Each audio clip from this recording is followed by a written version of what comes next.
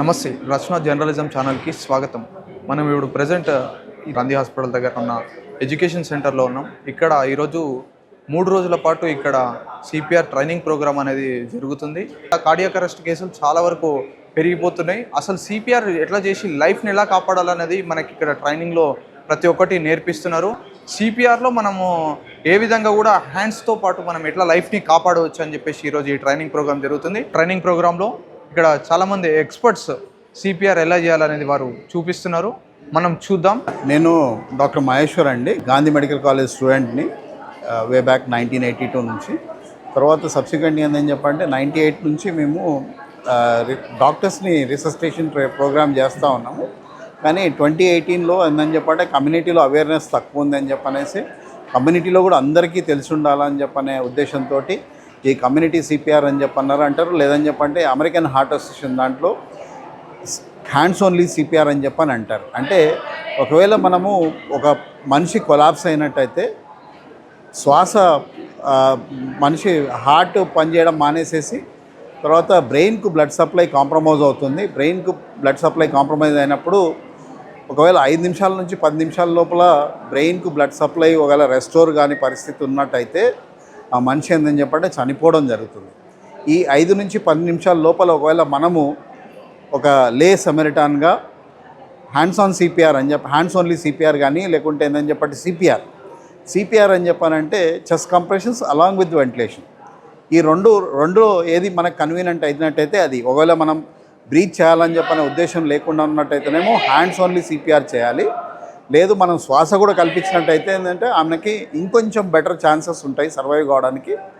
అంటే ఈ మధ్యన ఈ చెస్ట్ కంప్రెషన్స్ కానీ హ్యాండ్స్ ఓన్లీ సిపిఆర్ కానీ చేస్తున్నట్టయితే చేస్తూ ఒకవేళ మనము అంబులెన్స్ని యాక్టివేట్ చేసినట్టయితే అంబులెన్స్ నుంచి వచ్చి పికప్ చేయడం కానీ లేదని చెప్పంటే ఆ పర్సన్ని హాస్పిటల్కి రీచ్ అయ్యే లోపల హ్యాండ్ సిపిఆర్ చేస్తూ తీసుకెళ్ళినట్టయితే బ్రెయిన్కు సర్క్యులేషన్ మెయింటైన్ చేస్తూ ఆయనను సర్వైవ్ చేసేందుకు అవకాశం ఉంటుంది. ఒకసారి హాస్పిటల్ రీచ్ అయిన తర్వాత ఏంటంటే డాక్టర్లు బ్రెయిన్కి సప్లై మనం రిటైన్ చేశాం కాబట్టి బ్రెయిన్ సఫర్ కాకుండా ఉండి ఆయన రివైవ్ కావడానికి డాక్టర్లు ఏదైతే ప్రయత్నం చేయగలుగుతారో అది చేసేందుకు అవకాశం ఉంది. ఈ సిపిఆర్ అన్న ప్రక్రియ లోపల ఏంటంటే మనము ఒకటి చెస్ట్ కంప్రెషన్ అన్నది 5 సెంటీమీటర్లకు తక్కువ కాకుండా చేయాల్సి ఉంటుంది. 6 సెంటీమీటర్లు మించకుండా మన అడల్ట్స్కి అయితే 5 నుంచి 6 సెంటీమీటర్లు, చైల్డ్కి అయినట్టయితేనేమో 5 సెంటీమీటర్స్ కంప్రెస్ చేయాల్సి ఉంటుంది. ఇన్ఫెంట్ అన్నది కొంచెం తక్కువ ప్రాబ్లమ్స్ ఉంటాయి, వాళ్ళకి ఏంటని చెప్పంటే బ్రీతింగ్ ప్రాబ్లం ఉంటుంది. వాళ్ళకు అవసరం ఉన్నట్టయితే వాళ్ళని కూడా 4 సెంటీమీటర్లు కంప్రెస్ చేసేలాగా చేస్తూ అంటే మనము ఎలాగైతే సేఫ్ డ్రైవ్ చేస్తామో ఒక స్పీడ్ మనకంటూ సేఫ్ డ్రైవింగ్ అండ్ స్పీడ్ అని ఉంటుందో అలాగా ఇక్కడ సేఫ్ రేట్ అన్నది ఏంటని చెప్పంటే నిమిషానికి 100 నుంచి 120 మధ్యన సార్లు కంప్రెస్ చేసినట్టయితే ఐడియల్గా ఏంటంటే 110 దగ్గర మనం టార్గెట్ చేసి కంప్రెస్ చేసినట్టయితే మనం స్లో అయినా కూడా 100 పైన ఉంటాము. కొంచెం ఫాస్ట్ చేసినా కూడా అంటే 120 లోపల ఉండేసేసి 100 నుంచి 120 అన్నది రేంజ్. కానీ మనం టార్గెట్ చేసేది 110కు టార్గెట్ చేసినట్టయితే మనము మనిషిని బ్లడ్ సర్క్యులేషన్ బ్రెయిన్కు మెయింటైన్ చేసి ఆ మనిషి బ్రెయిన్ ఇనాక్టివ్ కాకుండా ఉంచిన వాళ్ళమయ్యి ఒకవేళ డాక్టర్ దగ్గరికి మనం రీచ్ అయినట్టయితే డాక్టర్ గారు చేసే ప్రక్రియ అంటే రిసస్టేషన్ ప్రక్రియతోటి వాళ్ళు కంటిన్యూ చేస్తారు. ఆ తర్వాత మనిషి సర్వైవ్ అయ్యేటందుకు అవకాశం. అంటే ఇది సక్సెస్ఫుల్ ఉందా అని చెప్పానంటే మనం చేసే అంటే ఎంత తొందరగా మనం సిపిఆర్ చేయగలిగేటట్టుంటే బ్రెయిన్ ఇనాక్టివ్ కాకుండా ఉండడాన్ని కాపాడిన వాళ్ళం అవుతాం. ఒకవేళ మీరు ఈ వీడియో చూస్తున్నట్టయితే ఏందని చెప్పంటే ఎలా చేయాలన్నది మేము ఒక్కసారి మీకు అవగాహన కొరకు నేను చూపిస్తాను. ఫస్ట్ ఏందని చెప్పంటే మీరు సేఫ్ ఉన్నారా లేదా చూసుకోవాలి. ఎందుకని చెప్పంటే కొన్నిసార్లు పర్సన్ అన్నది రోడ్ మీద కొలాప్స్ అయినట్టయితే ఆ సేఫ్ లేని సిచ్యువేషన్ ఉంటుంది. మీరు సేఫ్గా ఉన్న తర్వాత సీన్ సేఫ్ అని చెప్పనేసి అనుకొని ఒకసారి చూసుకొని ఉన్నట్టయితే మనిషి షోల్డర్ మీద ట్యాప్ చేస్తూ ఆర్ ఓకే అని చెప్పనేసి ఆయన కదులుతున్నాడా లేకపోతే ఆయన శ్వాస ఉందా లేదా ఒకసారి చూసుకొని తర్వాత నాకు హెల్ప్ అవసరం ఉంది అని చెప్పి ఒకసారి చుట్టుపక్కల ఎవరుంటే వాళ్ళని హెల్ప్ అవసరం ఉందని చెప్పని కాల్ చేసేసి మళ్ళీ తర్వాత మీరు 108 కానీ 112 కానీ కాల్ చేయండి. అంబులెన్స్ వీలైనంత తొందరగా ఈ లొకేషన్కి వచ్చేలాగా మీరు ఫోన్ చేయండి అని చెప్పేసేసి ఛాతీ మీద అంటే నేను టేబుల్ మీద చేస్తున్నాను, టేబుల్ మీద చేయకుండా మామూలుగా మనిషి ఏంటంటే ఫ్లోర్ మీద కొలాప్స్ అయి ఉంటాడు కాబట్టి ఫ్లోర్ మీద మనిషి ఛాతీ మీద ఛాతీ ఎముక ఏదైతే ఉందో ఛాతీ ఎముకని ఒకవేళ రెండుగా డివైడ్ చేసినట్టయితే కింది పోర్షన్లో ఈ మన చెయ్యి యొక్క మడమ భాగాన్ని అక్కడ పెట్టేసేసి 5 సెంటీమీటర్లకు తక్కువ కాకుండా ప్రెస్ చేయాలి. అలాగా నిమిషానికి ఏంటంటే 100 నుంచి 120 మధ్యన ఇలాగా 1 2 3 4 5 6 7 8 9 10 11 12 13 14 15 16 17 18 19 20 21 22 23 24 25 26 27 28 29 30 1 2 3 4 5 6 7 8 9 10 11 12 13 14 15 16 17 18 19 20 21 22 23 4 25 26 27 28 29 30 1 2 3 4 5 6 7 8 9 10 11 12 13 14 15 16 17 18 19 20 21 22 23 24 25 26 27 28 29 30 1 2 3 4 5 6 7 8 9 10 11 12 13 14 15 16 17 18 19 20 నేను ఒక్క నిమిషం చేశానండి. ఇదేంటంటే డెమాన్స్ట్రేషన్ కొరకు చేశాను కాబట్టి ఒక్క నిమిషం చేశాను. నేను కౌంట్ చేయడమేమో 30 కౌంట్ చేశాను.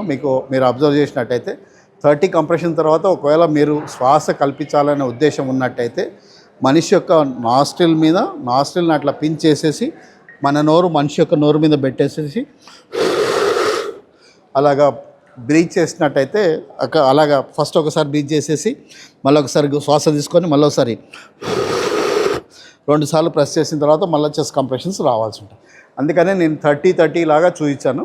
30 కంప్రెషన్ తర్వాత 2 బ్రెత్స్ ఇచ్చినట్టయితే మనిషి సర్వైవ్ కావడానికి ఇంకొంచెం బెటర్గా ఛాన్సెస్ ఉన్నట్టయితుంది. కాబట్టి ఒకవేళ మీరు శ్వాస కల్పించొద్దని అనుకుంటే మాత్రం కంప్రెషన్స్ నిమిషానికి 100 నుంచి 120 నిమిషాలలాగా 2 నిమిషాలు కంప్రెస్ చేయాల్సి ఉంటుంది. 2 నిమిషాల తర్వాత సెకండ్ పర్సన్ని హెల్ప్ తీసుకొని ఆయన కంటిన్యూ చేయాల్సి ఉంటుంది. మళ్ళీ తర్వాత 2 మినిట్స్ తర్వాత మీరు రాగలుగుతారు. లేదు ఈ 2 మినిట్స్ లోపల మీరు టైర్డ్ అయినట్టయితే సెకండ్ పర్సన్ అడిగి తీసుకోమని చెప్పండి. ఆయన మళ్ళీ ఎంతసేపు చేయగలుగుతారంటే అంతసేపు 2 మినిట్స్కి మించకుండా చేసి మళ్ళీ ఒకరి తర్వాత ఒకరు 2 మినిట్స్ దాకా చేస్తూ ఉన్నట్టయితే ఆ మనిషి యొక్క బ్రెయిన్కు బ్లడ్ సప్లై మనం మెయింటైన్ చేసిన వల్ల మొత్తం ఆయన సర్వైవ్ అవ్వడానికి వీలవుతుంది. సిపిఆర్ అంటే ఏంటి? ఇప్పుడు ఒక వ్యక్తి గుండె ఆగిపోతే రక్త ప్రసరణ మళ్ళీ బ్రెయిన్కి ఇప్పించాలంటే మనము ఛాతీ మీద ఒత్తిడి ఇవ్వాలి. నిమిషానికి 100 కన్నా తక్కువ ఉండకూడదు, 120 కన్నా ఎక్కువ ఉండకూడదు. ఇవి ఎవరికి చేయాలంటే ఒక వ్యక్తి అకస్మాత్తుగా కుప్పకూలి పడిపోయింది అనుకోండి, అన్కాన్షియస్ అయిపోయింది అనుకోండి, ఎటువంటి స్పందన లేదు, ఎటువంటి కదలికలు లేవు, అలాంటి వాళ్ళకు మనం సిపిఆర్ స్టార్ట్ చేయాలి. అందుకనే చెప్పేసి ముందు అంబులెన్స్కి పిలుచుకొని మేక్ ద సీన్ సేఫ్ అని చెప్పేసి మనం ఈ చర్య మనం మొదలు పెట్టాలి. డాక్టర్స్కి అందరికి అవేర్నెస్ కావాలి, నర్సెస్ కావాలి, హాస్పిటల్లో పనిచేసే వాళ్ళకి కావాలి, పబ్లిక్ కావాలి, తర్వాత రూరల్ ఏరియాస్ పోవాలి. Learning hands-only CPR is a very easy skill. It's a life-saving skill. It doesn't take much time to learn the skill, and it saves many lives. 2 things to remember: so when somebody collapses, call 108, ask for an AED, and push hard and fast on the center of the chest. Very simple. Very simple. Then you want to see if they're sleeping. Are you okay? Are you okay? If they do not respond, we want to call 108 and ask for an AED. Once the patient is not responding, we go to the center of the chest. We want to push hard and we want to push fast. Between 100 and 120 compressions in 1 minute.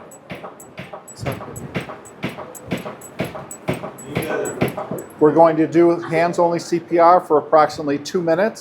So between 200 and 240 compressions. After that point, we're going to see if the patient has revived, if they're breathing, if they're moving. If not, we'll ask a friend to take over compressions.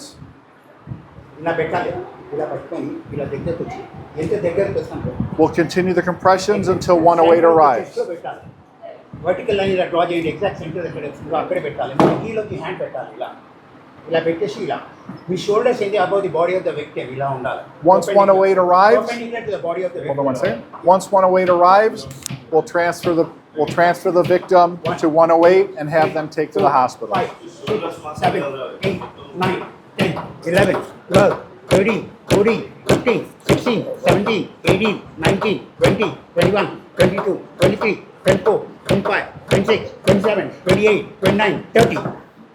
So కానీ learning, చేస్తున్నప్పుడు table పైన చేయకూడదు, నేల మీద చేయాలి. Like, share and subscribe to Rachana Journalism channel.